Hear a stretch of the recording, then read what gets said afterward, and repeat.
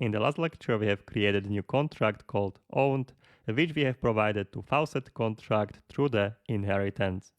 In this lecture, I would like to get you familiar with abstract contracts and also interfaces. Alright, let's start first with the abstract contracts. First, I will create such a contract in a contracts folder. Let's create here a new file and let's call it simply logger. This will be just an example contract, logger.sol, and we'll get here the headers. Okay, so let's copy headers here into contract. Okay, and let's write here ending bracket, and also let's rename it for just simply logger. Okay, we'll provide here also one more keyword in front of the logger will be abstract contract. Abstract contract logger. So abstract contract can provide function definition. So it doesn't have to provide actual function implementation, but it will just provide a definition of the function which the contract which will be inheriting this one has to implement. Okay, for example, I'll create here a function.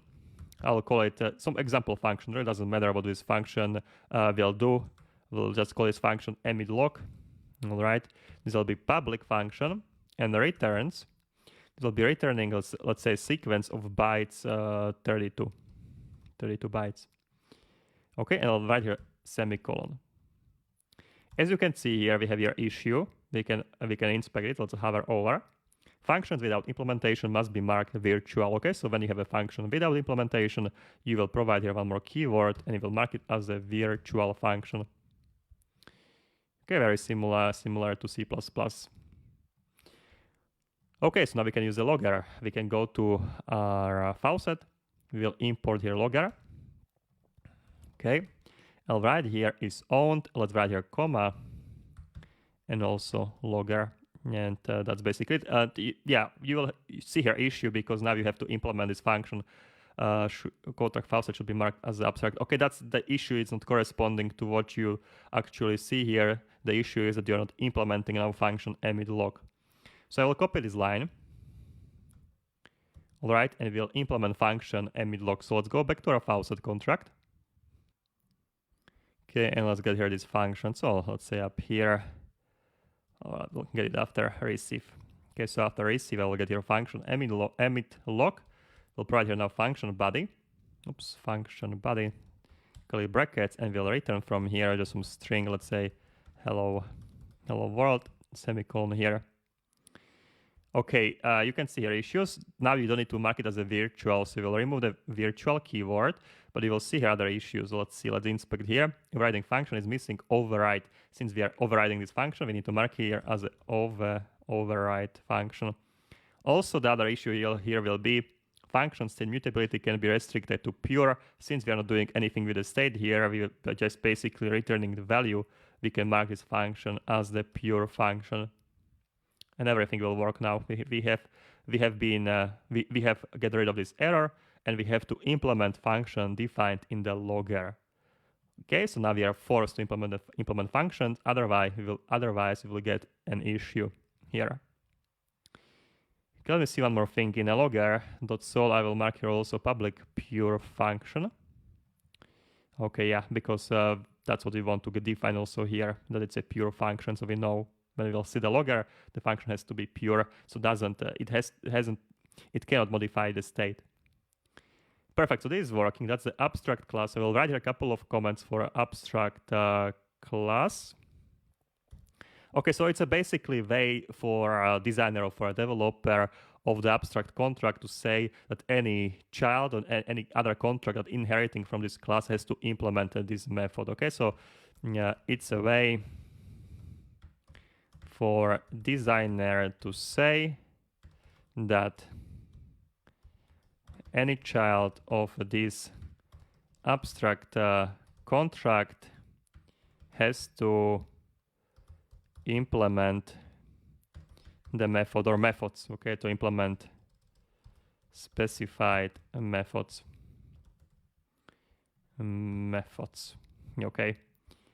What we can also do here, guys, in the logger, in the abstract classes, we can also provide here actual function. So I can create here simply function, and I will call it test tree. And if I want, I can provide here body of the function. So I can write here public, or actually I will mark it as external. Also, this can be external, this function here. So external, and we'll be returning here value. So we can mark it as a pure. And the returns, let's say, will be returning uint. Uint.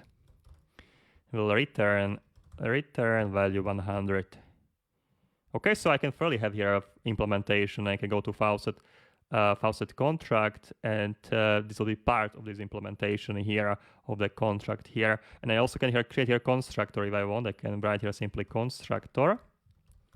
All right, and I can get here, let's say I will keep here in a storage uint of public. I will call it as a test num. All right, and I will assign here to test num 1000. Okay, I can simply can have a constructor and all of these things, and this will work as well. So in abstract contract can also contain implementation, but also can provide these definitions for the functions. Okay, so let's save it. Let's try to recompile it. Let's go to terminal. I will shut this down. So truffle migrate -- reset. Perfect. And we'll try it out. So we need to try a couple of things. Now we can see also faucet contract, also logger has been logger, and also logger faucet has been compiled, and I don't see here. Yeah, here is logger. What we are missing here? We are missing one more class, no? Logger owned. I think it wasn't compiled because it already has been compiled before. Yeah, that's gonna be a reason. Okay, so let's run the truffle console. Okay, and let's create an instance and let's try it out. All right, so let me see here. In the faucet contract, we have these lines down here.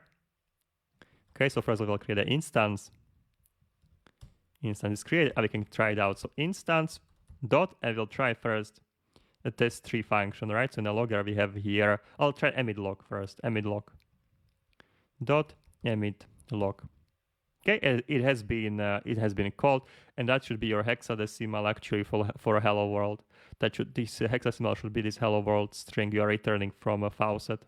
This up here in hexadecimal format. Okay, now let's try to call here test3. Okay, so test3. And yeah, it's working definitely. I can create here a result await, and here I'll call instance dot test3. All right, a result to string. A result. I have a typo there. A result to string, and 100 is here. Okay, so also this is working definitely. Okay, and what else here? We can call a function. We have overriding in our faucet. We can call a function from here. Also in the constructor we have here, we should have a value 1000. So we can inspect it actually in a Ganache. Let's go to Ganache contracts. You can see these contracts are not deployed because they are part of the faucet. So let's go to faucet. And you should see here. All right, actually, that's very interesting. Let's try to reset this. So let's restart. Contracts, faucet.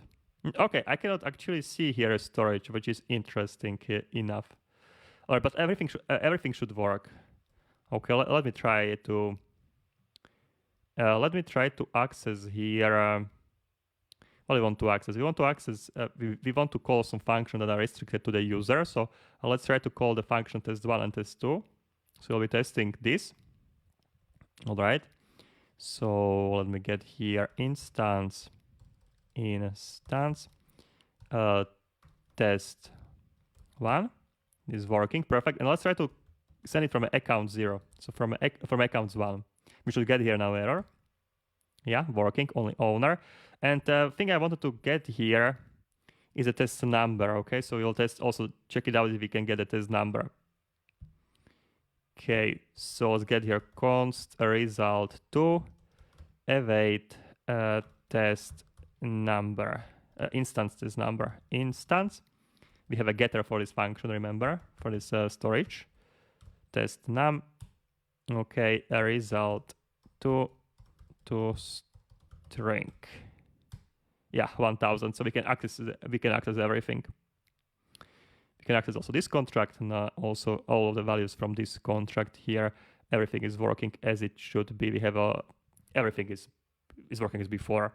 But now we have here this abstract contract, which is defining what we need to implement if there are some virtual functions.